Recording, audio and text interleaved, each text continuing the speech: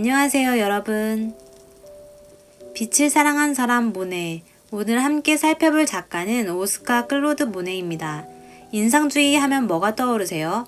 보통 모네가 떠오르죠. 우리가 저번에 살펴본 마네 그리고 모네는 다른 사람인데요. 발음이 비슷하다 보니까 많이들 헷갈려하는 것 같습니다. 그럼 마네와 모네는 서로 알고 있을까요? 에두아르 마네는 1832년생, 클로드 모네는 1840년생으로 나이 차이는 좀 있지만 동시대 사람입니다. 실제로 마네가 모네의 작업실에 놀러오기도 했고 함께 그림을 그리기도 했습니다. 아직도 나는 날마다 새롭게 아름다운 것들을 발견한다. 모네를 잘 나타내주는 모네의 말이죠. 여러분이 가장 잘 알고 있는 모네의 작품은 이 작품일 거예요. 인상 해돋이라는 작품입니다. 인상주의의 시작을 알리는 의미 있는 작품이다 라는 이야기를 많이 들어보았을 거예요. 미술을 잘 몰라도 모네를 좋아하는 사람들이 참 많습니다. 저도 모네를 좋아해서요. 프랑스 여행을 가서 모네의 자취를 따라가기도 하고 그림을 보고 온 적이 있습니다. 모네의 그림들 속 자연은 정말 경이롭다고 표현할 수밖에 없더라고요. 모네는 1840년 프랑스 파리에서 상인의 아들로 태어나 소년 시절을 르아브르에서 보냅니다. 모네는 학교를 다니면서 이렇게 이야기합니다. 학교는 항상 감옥과 같았다. 그러나 학교 밖의 햇살은 나를 불렀고 바다는 평온했다. 자유로운 공기를 마시고 바위를 밟고 뛰어다니고 물장난을 치는 것은 형용할 수 없는 기쁨을 가져다 주었다. 모네는 캐리커처 그리기를 즐겼습니다. 모네의 캐리커처는 인기가 되게 많았고 사람들은 그를 캐리커처 화가라고 불렀다고 합니다.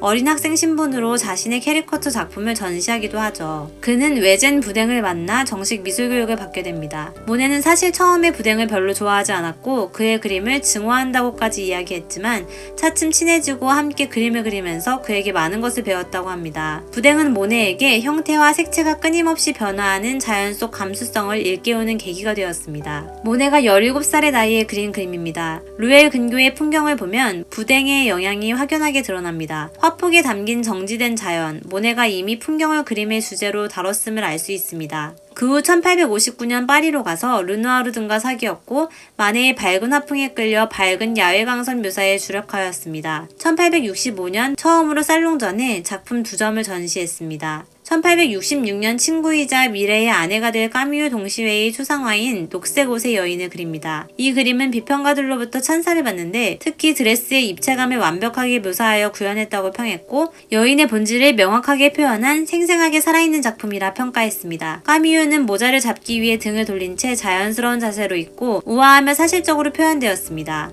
정원의 여인들은 모네가 야외에서 작업한 초기 단계의 작품으로 훗날 인상주의 회화의 기초가 됩니다. 모네는 나뭇잎이 구름에 덮이면 자신이 원하는 색으로 반짝일 때까지 붓을 내려놓고 하염없이 기다리기도 했습니다. 그러나 이 작품은 1867년 살롱전에서 심사위원들로부터 거부당합니다. 그럼에도 모네는 야외에서 눈에 보이는 사물의 인상을 물감으로 기록하는 방식을 포기하지 않습니다. 이 그림 정원의 여인들에 등장하는 4명의 여인을 한번 보세요. 각각 꼴라주처럼 좀 부자연스러워 보이나요? 이 4명은 사실 모두 한 사람, 까미유입니다. 아내인 까미유를 향한 모네의 따뜻한 시선이 잘 담겨 있습니다.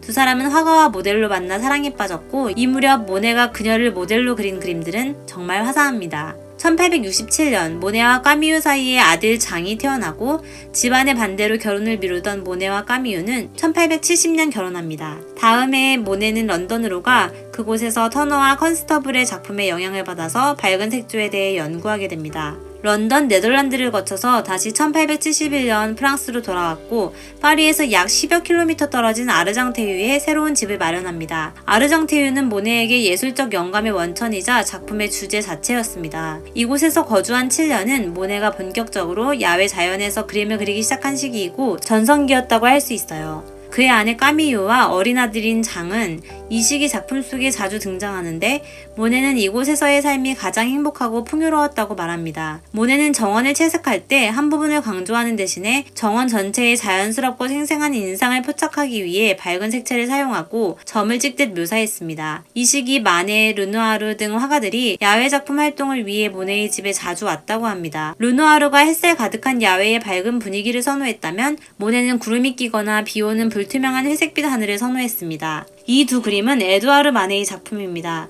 왼쪽은 아르장테유, 오른쪽은 수상작업실의 클로드 모네 부부. 마네는 센 강변이나 수상 작업실, 그리고 아르장테 위의 정원에서 그림 그리는 모네를 관찰하면서부터 생생한 색채와 빛의 효과를 포착해 야외 풍경을 화폭에 담겠다고 결심합니다. 모네와 화가들은 살롱전에 맞서서 살롱전이 아닌 자신들의 힘으로 공동 전시회를 여는 것을 계획합니다. 1874년 4월, 모네는 그의 동료 화가들과 함께 사진사 나다르의 작업실에서 전시를 합니다. 모네는 파스텔 소묘 작품 6점과 또 다른 작품 5점을 전시합니다. 5작품 중에는 화면의 이 그림, 아르장테 위의 양귀비 들판, 그리고 카피신대로의 풍경이 포함되었는데 카피신대로는 즉흥적인 특성으로 비평가들에게 강한 인상을 심어주었습니다. 사실상 가장 부정적인 평가를 받은 작품은 인상해돋이 이 작품이었는데요. 인상파라는 말은 이때 모네의 작품을 야유한 데서 나온 말입니다. 비평가 루이 르루아는 모네의 그림에 깊이가 결여되어 있고 묘사적 묘소가 부재한다고 지적했습니다. 그는 인상주의 전시회라는 역설적인 제목의 기사로 대중의 빈정거림과 조소를 이렇게 설명합니다. 인상해돋이? 인상이라고? 나도 그렇게 생각했다. 나 역시 어떤 인상을 받았으니까. 그렇다고 이 작품에 인상이 존재하는지는 의문이다. 반면 비평가 질 앙트안 카스타냐라는 인상주의자들을 긍정적으로 평가하며 이렇게 말합니다. 이들은 풍경을 그대로 재현하는 것이 아니라 풍경 속에서 그들이 받은 인상을 그리려 한다는 의미에서 인상주의자들이다. 최초의 인상주의 전시회는 실패로 돌아갑니다. 대중과 비평가들은 빛을 통해 재현된 색채와 간결한 스케치에 높은 평가를 주지 않은 거죠. 대중에게 외면당한 이 무명협회는 1874년 말에 해체됩니다. 그러던 중 부인 까미유가 중병에 걸리고 모네는 경제적으로 심리적으로 절망 상태에서 작업을 합니다. 이후 1876년 대중과 마주하는 두 번째 전시회가 열리고 1분씩 옷차림을 한 까미유의 모습을 그린 모네의 기모노를 입은 까미유, 이 작품이 주목받게 됩니다.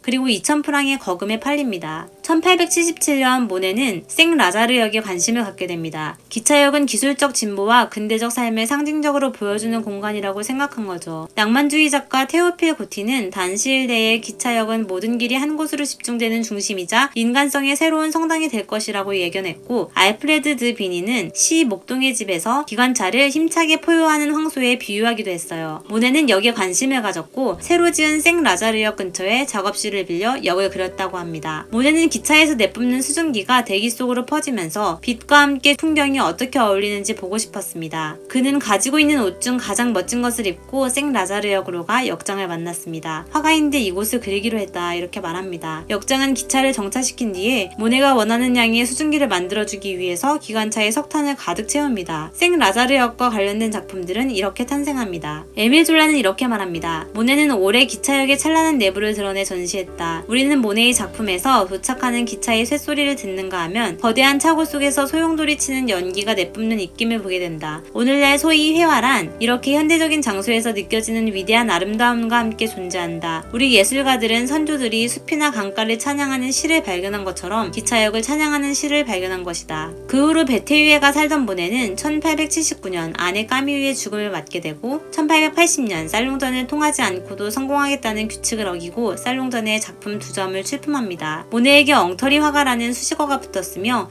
에밀 졸라는 여러 매체에 인상주의 그룹의 해체를 발표합니다. 여러분, 이 사진을 보세요. 프랑스의 에트르타입니다. 이 코끼리 바위를 모네가 그렸는데 모네가 주목한 것은 바로 형태와 색채의 새로운 매력이었습니다. 모네는 이 에트르타를 그리는데 이렇게 그리죠.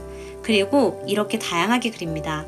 실제로 에트르타를 많은 작가들이 그렸는데 이건 그중 꾸르베가 그린 모습입니다. 저도 에트르타를 찾아가서 바다와 이 바위를 보고 왔는데 특히 모네의 그림에서 봤던 장면을 실제로 보니까 정말 좋았습니다. 누군가 그랬습니다. 혹 친구에게 처음 바다를 보여주어야 한다면 서슴없이 에트르타를 권하리라. 그만큼 아름다운 곳이에요. 모네는 최후의 거주지가 될 지베르니로 이주하였고 풍경 속 인물을 다시 재현하기 위해 꽃이 만발한 풀밭에서 우산을 들고 있는 의붓딸 수잔 오슈데의 초상화를 그립니다. 수잔 오슈데는 모네의 두 번째 부인 알리스가 전 남편과의 사이에서 낳은 딸이죠. 이 그림은 풍경 속의 인물을 그린 습작으로 연푸른 하늘과 흰 드레스, 희미하게 채색된 풀밭, 햇볕이 모든 것을 하얗게 만든 순간을 포착했습니다. 왼쪽으로 몸을 돌린 여인은 빛을 등지고 있어 모델 앞면에 그림자가 져 있지만 오른쪽으로 몸을 돌린 여인은 빛을 향해 서 있어 양산을 쓰고 있는 상체 부분에 그림자가 졌습니다. 작품의 모델은 마찬가지로 의붓딸 수잔 오슈데입니다. 수잔은 까미유가 세상을 떠난 뒤 모네의 작품 속에 자주 등장했던 그가 정말 아끼는 모델이었다고 하죠.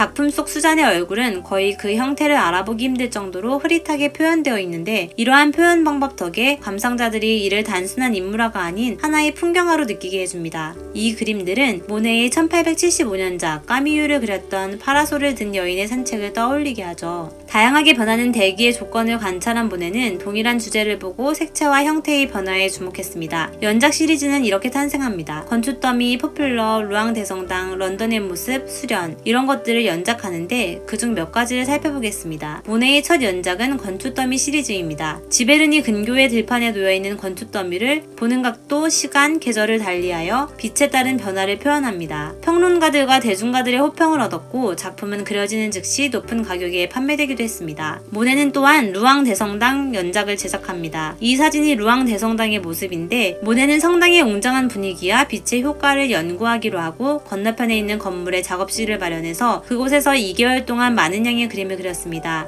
맞은편에서 바라본 성당의 모습이지만 모네는 성당의 모습보다는 거기에 비추는 빛을 그렸습니다. 모네는 아침 햇살이 비추는 순간부터 석양의 마지막 빛을 받는 순간까지 30분마다 캔버스를 바꿔가면서 건물에 나타난 빛과 색채의 변화를 포착했어요. 사진처럼 성당의 모습이나 이미지를 사실적으로 표현하지 않고 대기의 흐름, 분위기, 색의 효과, 빛을 통한 인상을 반영했습니다. 작품 중 20점을 1895년 뒤랑 리엘의 집에서 열린 전시회에 선보였는데 반응이 매우 좋았습니다. 모네는 인생의 마지막 29년을 수련 연작을 그리는 데 바칩니다. 그러나 모네는 1908년 심각한 시력 장애를 호소했고 모네의 양쪽 눈에서 백내장이 발견됩니다. 의사는 수술을 권유했지만 모네는 스스로 달라질지도 모르는 시력에 대한 불안함 때문에 수술을 거부합니다. 관찰이 아니라 기억에 새겨진 인상에 의존해 그림을 그린다고 고백할 상황이 됐으며 1923년 세 차례에 걸쳐 수술을 받아 부분적으로 시력을 되찾았습니다. 고통스러운 순간조차 그는 수련 연작 활동을 계속해 나갔습니다. 그러나 색채를 명확하게 지각하지는 못했어요. 이건 제가 프랑스 오랑주리 미술관에 가서 찍은 수련입니다. 8m에 이르는 거대한 그림들을 모두 합쳐 10점 이상 완성했는데 눈을 감을 때까지 힘을 짜내어 작업에 몰두했고 폐병을 방치해 결국 세상을 떠나게 됩니다. 모네는 이렇게 말했습니다. 나는 위대한 화가가 아니다. 위대한 시인은 더욱 아니다. 단지 내가 느낀 것들을 자연 연작에 표현하기 위해 최선을 다했으며 그 표현의 최고조에 다다르기 위해 기존 회화의 요소와 규칙들을 자주 망각했을 뿐이다.